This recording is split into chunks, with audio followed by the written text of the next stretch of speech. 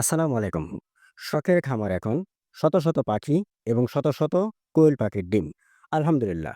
আমরা শুরু করেছিলাম শখের বশত এবং আমরা জানার চেষ্টা করেছিলাম যে এই কোয়েল পাখি লালন-পালন করে কতটুকু লাভবান হওয়া যায় এবং কতটুকু স্বাবলম্বী হওয়া যায় এবং কতটুকু সমস্যার সম্মুখীন হওয়া যায়। এর লস, লাভ এবং ভালো এবং মন্দ কি চিকিৎসা, কি সমস্যার সম্মুখীন হতে হয়, এ সবকিছু আমরা পুঙ্খানুপুঙ্খে বোঝার চেষ্টা করেছি, জানার চেষ্টা করেছি এবং অবশ্যই আমরা যে নিজে বুঝতে পেরেছি তা না। আমরা সিনিয়র ভাই যারা আছে তাদের কাছে সাজেশন নিয়েছি এবং সেই অনুপাতে আমরা লালন-পালন করে দেখছি এবং এটা আমরা বলতে পারি এই মুহূর্তে যে হ্যাঁ, এটা একটা লাভজনক ব্যবসা। যারা নতুন আছেন তারা শুরু করতে পারেন বসে না থেকে।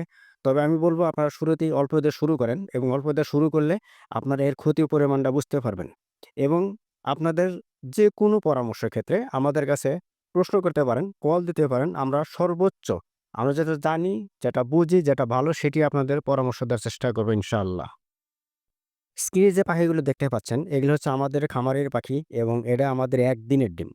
আমাদের প্রায় প্রতিদিন ৩০০, ৩৫০, ৪০০ করে ডিম পাড়ে। যদিও বা ডিমের পার্সেন্টেজ কম পাখির তুলনায়।